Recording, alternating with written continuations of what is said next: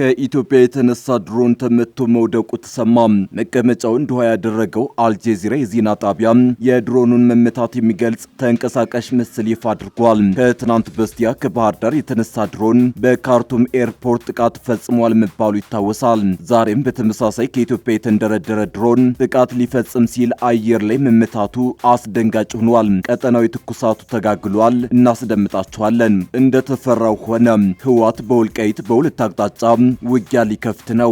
ቡድኑ ከትናንት አንስቶ ከፍተኛ ቁጥር ያለው ጦሩን ወደ ወልቃይት ቀጠና ማስጠጋቱ ተሰምቷል። አንድ ከፍተኛ የወልቃይት አመራር ህወሓት ውጊያ ሊከፍትብን ነው፣ እኛም ተዘጋጅተናል ሲሉ ተናግረዋል። በወልቃይት ሰማይ ስር የውጥረት ደመና አንዣቧል። እንመለስበታለን። ኢራንና አሜሪካ ጦርነትን ማስቆም የሚያስችል ስምምነት ሊፈራረሙ ከጫፍ መድረሳቸው ተሰማ። በስም ያልተጠቀሱት ምንጮች ለሮይተርስ በቅርቡ እናፈራርማለን፣ በጣም ተቃርበናል ሲሉ ተናግረዋል።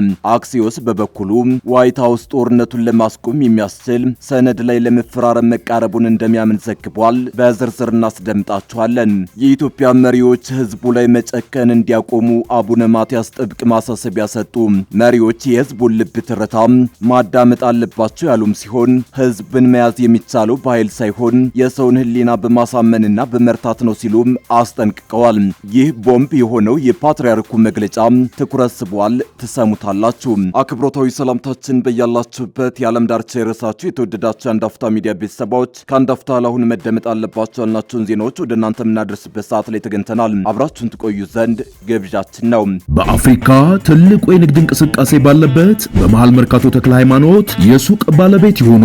መርካቶ ተክለ ሃይማኖት ላይ G+4 ዘመናዊ የገበያ ማዕከል ሰፊ ካሬ አማራጭ ያላቸውን የንግድ ሱቆች ከ11 ካሬ እስከ 32 ካሬ ድረስ ከነገበያው ከ1.8 ሚሊዮን ብር አጠቃላይ ክፍያ ጀምሮ እንዲሁም ከ440 ሺህ ብር ቅድመ ክፍያ ጀምሮ ቀሪውን በአንድ ዓመት ያለምንም ወለድ ከፍለው የሚያጠናቅቁበት የንግድ ሱቆችን ይዘንሎት መተናል። እንዲሁም መኖሪያ አፓርትመንቶችን ለምትፈልጉ ፒያሳ ዩኒቲ ፓርክ ፊት ለፊት ከባለ 1 እስከ ባለ 3 መኝታ አፓርትመንቶችን ይዘንሎት ቀርበናል። ለበለጠ መረጃ ከታች ባለው ስልክ ይደውሉ።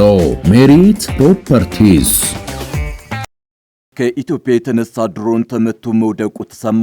መቀመጫውን ዱሃ ያደረገው አልጀዚራ የዜና ጣቢያ የድሮኑን መመታት የሚገልጽ ተንቀሳቃሽ ምስል ይፋ አድርጓል። ከትናንት በስቲያ ከባህር ዳር የተነሳ ድሮን በካርቱም ኤርፖርት ጥቃት ፈጽሟል መባሉ ይታወሳል። ዛሬም በተመሳሳይ ከኢትዮጵያ የተንደረደረ ድሮን ጥቃት ሊፈጽም ሲል አየር ላይ መመታቱን አስደንጋጭ ሆኗል። ቀጠናዊ ትኩሳቱ ተጋግሏል። አዲስ አበባና ካርቱም መካከል ያለው ወታደራዊና ዲፕሎማሲያዊ ትኩሳት እየጨመረ ነው። ሱዳን አዲስ አበባ የሚገኙ አምባሳደሯን ከኢትዮጵያ ያስጠራች ሲሆን በኢትዮጵያ በኩልም ወደ ሱዳን ጦር ጥቃት ተፈጽሟል የሚለው ክስ እየበረታ መጥቷል። በዛሬው ዕለትም ከኢትዮጵያ የተነሳ ድሮን ወደ ሱዳን ጥቃት ለመፈጸም ተንቀሳቅሷል የሚል ክስ ተሰምቷል። የሱዳን ጦር መነሻው ከኢትዮጵያ ነው የተባለ ድሮን መጥቶ መጣሉን በቪዲዮ አስደግፎ አልጀዚራ ዘግቧል።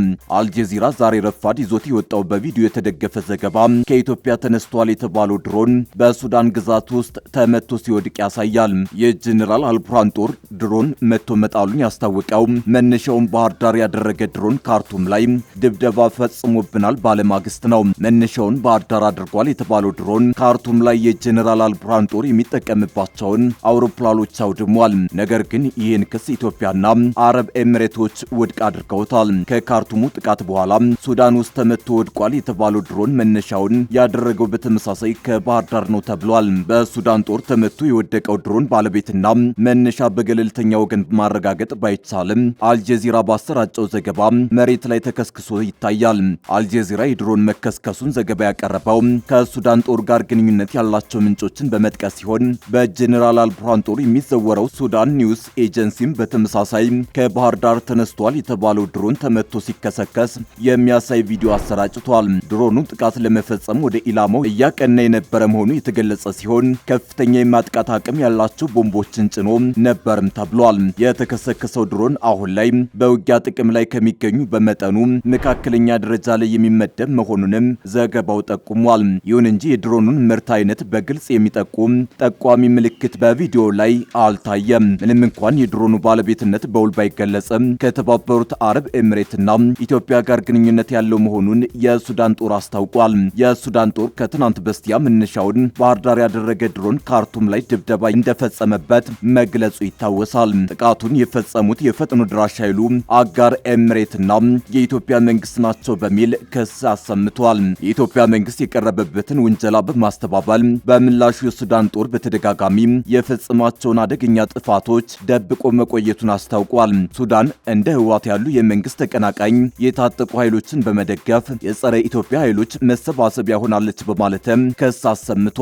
እንደ አሜሪካ፣ ሳውዲ አረቢያ፣ ኳታርና የአውሮፓ ህብረትን ጨምሮ ታላላቅ የዓለም ኃይሎች በካርቱም ዓለም አቀፍ አየር ማረፊያ ላይ የተፈጸመውን የድሮን ጥቃት አውግዘዋል። እነዚህ ኃይሎች በሱዳን እየተካሄደ ያለው ግጭት በአፋጣኝ እንዲቆም ጥሪ ያቀረቡ ሲሆን በተለይም እንደ አየር ማረፊያ ያሉ የሲቪል መሰረተ ልማቶች ጥበቃ ሊደረግላቸው እንደሚገባም አሳስበዋል። ለሁለቱ ጄኔራሎች የሚደረገው ማንኛውንም አይነት የውጭ ድጋፍ በአፋጣኝ እንዲቆም የጠየቁ ሲሆን ግጭቱ በቀጠናው ላይ እያመጣ ያለው ስጋት እጅግ አሳሳቢ መሆኑን ሱዳን ትሪቡን ባወጣው ዘገባ አመልክቷል። እንደተፈራው ሆነ። ህወሓት በወልቃይት በሁለት አቅጣጫ ውጊያ ሊከፍት ነው። ቡድኑ ከትናንት አንስቶ ከፍተኛ ቁጥር ያለው ጦሩን ወደ ወልቃይት ቀጠና ማስጠጋቱ ተሰምቷል። አንድ ከፍተኛ የወልቃይት አመራር ህወሓት ውጊያ ሊከፍትብን ነው፣ እኛም ተዘጋጅተናል ሲሉ ተናግረዋል። በወልቃይት ሰማይ ስር የውጥረት ደመና አንዣቧል። ህወሓት ከ4 ኪሎ የሚሰጥ ትዕዛዝ አልቀበልም በሚል ጄኔራል ታደሰ ወረደን አስተዳደር ባስወገደ ማግስት ጥቃት ለመክፈት ከፍተኛ ዝግጅት እያደረገ መሆኑ ታውቋል። ከጌታቸው ረዳ እስከ ጄኔራል ታደሰ ወረዳ በተራዘመ መፈንቅለ አስተዳደር ደብረጽዮንን ወደ ስልጣን ያመጡት የህወሓት ጄኔራሎች ወልቃይትን ለመቆጣጠር የጦር እቅድ አውጥተው መጨረሳቸው ተሰምተዋል። ለዓመታት የተከዜ ዘብ የተሰኘ ኃይል ያደራጁት የወልቃይት አመራሮች ከወዲሁ ህወሓት ሊያጠቃን ነው ማለት ጀምረዋል። ደብረጽዮን ስልጣን በተቆጣጠሩ ማግስት ህወሓት ወልቃይትን ቀድሞ ለማጥቃት ከተለያዩ ኃይሎች ጋር መቀናጀቱን በአደባባይ እየተናገረ መሆኑ እንዳስደነገጣቸው የአካባቢው አመራሮች እየገለጹ ነው። ህወሓት ከፌዴራል መንግስቱ ጋር ወደ ግጭት የሚገባ ከሆነ የመጀመሪያ ኢላማው ወልቃይትን መቆጣጠር እንደሚሆን አስቀድሞ ሲነገር ነበር። አሁን ላይ የተፈራው ነገር ደርሶ ከህወሓት ጄኔራሎች ጋር የቅርብ ግንኙነት ያላቸው አካላት ወልቃይት ላይ በቅርቡ ጠብቁን የሚል መረጃ እያሰራጩ ነው። እነ ደብረጽዮን የገጠማቸውን መከፋፈልና የህዝባዊ ድጋፍ መሸርሸር ለመጠገን ወልቃይትን በቅድሚያ ለመቆጣጠር እንደሚንቀሳቀሱ የሚጠበቅ ነበር። ህወሓት ወልቃይትን ለመቆጣጠር ከሻቢያና ከጀነራል አልቡርሃን ጦር በተለያዩ አቅጣጫዎች ድጋፍ ማግኘቱን የሚያመላክቱ መረጃዎችም እየወጡ ነው። ህወሓት ሱዳን ላይ በአልቡርሃን ጦር ድጋፍ ያደራጀው አርሚ 7 የተሰኘው ኃይል ከወልቃይት በቅርብ ርቀት ላይ እንዳለ ይታወቃል። በጀነራል ሙዘይን የሚመራው አርሚ 7 ከዚህ ቀደም በተደጋጋሚ ወልቃይት ላይ ጥቃት ለመፈጸም ሙከራ ያደረገ ቢሆንም ሰብሮ ለመግባት ግን አልተሳካለትም ነበር። አሁን ላይ ከጀርባ የሱዳንና ሻቢያ ጦር እንዲሁም ከተከዜ ወንዝ በቅርብ ርቀት ላይ በተጠንቀቅ በቆመው የህወሓት ኃይል ሽፋን የከበባ ጥቃት ሊፈጸም እንደሚችል እየተገለጸ ነው። ደብረጽዮንን ወደ ስልጣን ካመጡት ጀነራሎች መካከል አንዱ በሆኑት ምግበይ ኃይለ የሚመራው ኃይል ሁመራን ከወንዝ ማዶ አሻግሮ እያየ ነው ተብሏል። የህወሓት አሁናዊ እንቅስቃሴ ወልቃይት በቅርቡ ወደ ማጥቃት ሊሸጋገር እንደሚችል ለዓመታት የተከዜ ዘብ የተሰኘ ኃይል ያደራጁት የወልቃይት አመራሮች ከወዲሁ እየተናገሩ ነው። ደብረጽዮን ስልጣን በተቆጣጠሩ ማግስት ህወሓት ወልቃይትን ቀድሞ ለማጥቃት ከተለያዩ ኃይሎች ጋር መቀናጀቱን በአደባባይ እየተናገረ መሆኑን እንዳስደነገጣቸውም አመራሮቹ እየገለጹ ነው። ህወሓት ወልቃይትን ለመቆጣጠር እየተንቀሳቀሰ መሆኑን የቃብትያ ሁመራ ወረዳ ዋና አስተዳዳሪው ክብረ አብ በፌስቡክ ገጻቸው አሰራጭተዋል። ዋና አስተዳዳሪው በቅርቡ ሁመራ ጠብቁን ያሉትን አካላት ጠቅሰው ባሰራጩት መረጃ ዛሬ 1983ቱ አይደለም የአማራን ህዝብ ይዘን እናሸንፋለን በማለት የጦርነቱን አይቀሬነት ጠቁመዋል። ሮይተርስ የዜና ወኪል የፓኪስታን ምንጮችን ጠቅሶ አሜሪካና ኢራን ጦርነቱን ለማስቆም የሚያስችል አንድ ገጽ የመግባቢያ ሰነድ ለመፈራረም መቃረባቸውን ዘገበ። በስም ያልተጠቀሱት ምንጮቹ ለሮይተርስ በቅርቡ እናፈራርማለን፣ በጣም ተቃርበናል ሲሉ ተናግረዋል። አክሲዮስ በበኩሉ ዋይት ሀውስ ጦርነቱን ለማስቆም የሚያስችል ሰነድ ላይ ለመፈራረም መቃረቡን እንደሚያምን ዘግቧል። ሁለት የአሜሪካ ባለስልጣናትን ማናገሩን እንዲሁም በጉዳዩ ላይ ማብራሪያ የተሰጣቸው ሁለት ሌሎች ምንጮችን የጠቀሰው መገናኛ ብዙሃኑ የመግባቢያ ሰነዱን ሊፈረም መሆኑን አረጋግጠዋል። ባለ አንድ ገጽ ነው የተባለው የመግባቢያ ሰነድ ስለ ኒውክሌር ድርድር ማዕቀፍን እንደሚያስቀምጥ ተጠቅሷል። ከነዚህም መካከል የኢራን የኒውክሌር ፕሮግራም መቋረጥ፣ የማዕቀብ መነሳትና በሆርሙዝ ወሽመጥ ያለ ምንም እክል መርከቦች እንዲንቀሳቀሱ ማድረግ በሰነዱ ላይ መካተታቸው ተዘግቧል። በሁለቱ ሀገራት ንግግር ውስጥ የኒውክሌር ፕሮግራም መቋረጥና የሆርሙዝ ወሽመጥ ዳግም መከፈት ሳያግባቧቸው የቆዩ ጉዳዮች ናቸው። አክሲዮስ ምንጮችን ጠቅሶ በርካቶቹ በሰነዱ ላይ የተጠቀሱት ነጥቦች የመጨረሻ ስምምነት እንዳልተደረሰባቸው ዘግቧል። ዩናይትድ ስቴትስ በሚቀጥሉት 48 ሰዓታት ውስጥ ከቴህራን ምላሽ ለማግኘት እየጠበቀች ሲሆን እስካሁንም ምንም አይነት ስምምነት የተደረሰበት ነገር አለመኖሩን ምንጮችን ጠቅሶ አክሲዮስ ዘግቧል። ይህ በእንዲህ እንዳለ የቻይና ውጭ ጉዳይ ሚኒስትር ዋንግ ዩ ከኢራኑ አቻቸው ጋር በተወያዩበት ወቅት የሆርሙዝ ወሽመጥ በተቻለ ፍጥነት ዳግም እንዲከፈት ጠይቀዋል። ረቡዕ ዕለት በቤጂንግ የተገናኙት ባለስልጣኖቹ በሁለትዮሽ ጉዳዮች በቀጠናውና በዓለም አቀፍ ጉዳዮች ላይ መወያየታቸው ተዘግቧል። የኢራኑ ውጭ ጉዳይ ሚኒስትር ወደ ቤጂንግ የሄዱት ከዶናልድ ትራምፕ ይፋዊ ጉብኝት አንድ ሳምንት ቀድመው ነው። ዋንግ ዩ ቻይና ሁሉን አቀፍ የተኩስ አቁም ስምምነት ማድረግ አስቸኳይ ቅድሚያ የሚሰጠው ጉዳይ እንደሆነ ታምናለች። ግጭት ዳግም መቀስቀስ አስፈላጊ አይደለም ማለታቸውን የሀገር ውስጥ መገናኛ ብዙሃን ዘግበዋል። የባህር ወሽመጡን በተመለከተ ዓለም አቀፉ ማህበረሰብ መደበኛና ደህንነቱ የተጠበቀ እንቅስቃሴ ወደ ነበረበት በመመለስ ረገድ የጋራ ስጋት አለው። ቻይናም የሚመለከታቸው አካላት ከዓለም አቀፉ ማህበረሰብ ለሚመጣው ጠንካራ ጥሪ በተቻለ ፍጥነት ምላሽ እንደሚሰጡ ተስፋ ታደርጋለች ብለዋል።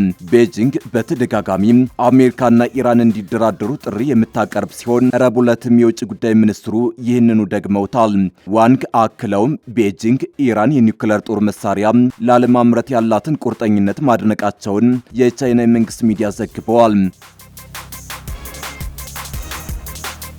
የኢትዮጵያ ኦርቶዶክስ ተዋሕዶ ቤተክርስቲያን ፓትርያርክ አቡነ ማትያስ በየደረጃው የሚገኙ የሀገር መሪዎችና የፖለቲካ ልሂቃን ሁሉ ፈሪሃ እግዚአብሔርን በልባቸው እንዲያሳድሩና በእግዚአብሔር ሕዝብ ላይ ከመጨቀን እንዲቆጠቡ ጥብቅ ማሳሰቢያ ሰጡ። ፓትርያርኩ ይህንን መልእክት ያስተላለፉት ዛሬ በአዲስ አበባ በተጀመረው ዓመታዊው የእርከበ ካህናት የቅዱስ ሲኖዶስ ምልዓተ ጉባኤ መክፈቻ ላይ ባደረጉት ንግግር ነው። ፓትርያርኩ በመልእክታቸው እንደገለጹት በላዕላዊ በማዕከላዊና በታህታዊ መዋቅር የምትገኙ የሀገር መሪዎችም ሆናችሁ አማራጭ ሐሳብ አለን ብላችሁ የምትንቀሳቀሱ ልሂቃን ሁሉ የህዝብን የልብ ትርታ ማዳመጥ ይገባችኋል። ህዝቡ የሚፈልገው በአንድነትና በእኩልነት መኖርን፣ ፍትህ እንዲሰፍን፣ በሰላም ወጥቶ መግባትንና ለኑሮ የሚያበቃ ምጣኔ ሀብት ማግኘትን መሆኑን የገለጹት አቡነ ማትያስ እነዚህ መሰረታዊ ፍላጎቶች ሲሟሉለት ብቻ ህዝቡ ተደመጥኩ ብሎ አመራሩን እንደሚከተል አስገንዝበዋል።